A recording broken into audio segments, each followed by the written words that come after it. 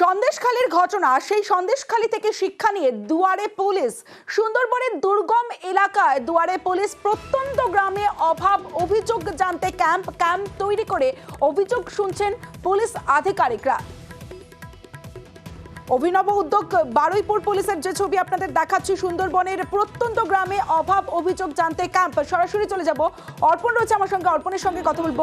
অর্পণ, এই সন্দেশখালীর ঘটনার থেকেই কি শিক্ষা, যাতে এই যে মানুষের মধ্যে প্রত্যন্ত গ্রামে যেখানে পুলিশের কাছে যেতে পারেন না তারা, তাদের যে ক্ষোভ, সেই ক্ষোভ যাতে আন্দোলনে পরিণত না হয়, সে কারণেই পুলিশের এই উদ্যোগ?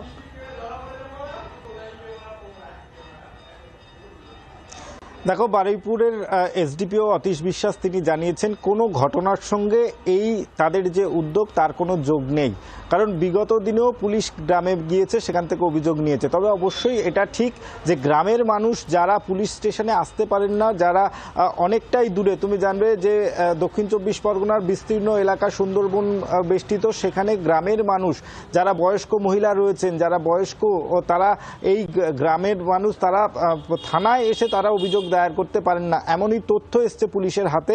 এবং দেখা গিয়েছে যে এই তথ্যের উপরেই পুলিশের সিদ্ধান্ত নিয়েছেন বারুইপুর পুলিশ জেলার পুলিশ সুপার, তিনি সিদ্ধান্ত নিয়েছেন প্রতিটা থানার যেসব গ্রামীণ এলাকা রয়েছে, ইন্টার এলাকা, সেখানে গিয়ে পুলিশ ক্যাম্প করবে। তাদের কি অসুবিধে রয়েছে, তাদের কোনো অভিযোগ রয়েছে কিনা, সরকারি পরিষেবা তারা পাচ্ছেন কিনা, সরকারি পরিষেবা পেতে গেলে কোথায় কোথায় সমস্যা হচ্ছে, বা তাদের পুলিশের বিরুদ্ধেও কোনো অভিযোগ রয়েছে কিনা, এই সমস্ত অভিযোগের ডালি নিয়ে তারা গিয়েছেন। এবং গ্রামের প্রত্যেকটা যেখানে এন্টার এলাকা রয়েছে সেখানে প্রত্যেকটা থানায় এই কর্মসূচি চলবে এবং এই সহায়তা কেন্দ্র খোলা হবে প্রতিদিন।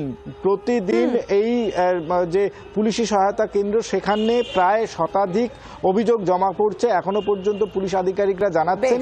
এবং শুধু এই পুলিশের কাছে তারা অভিযোগ জানাবেন না, পুলিশের তরফ থেকে এই সুন্দরবন এলাকায় যে সমস্যাগুলো আছে সে নিয়েও তাদেরকে সচেতন করা হবে। অর্থাৎ পুলিশ গ্রামের মানুষের কাছে যেমন তারা অভিযোগ শুনছেন, মানুষের কাছে পৌঁছে যাচ্ছেন, অন্যদিকে মানুষকেও সচেতন করছেন পুলিশ আধিকারিকরা। এটা আবার রেগুলার বেসিসে শুরুই হয়েছে, এর আগেও আমাদের চলতো।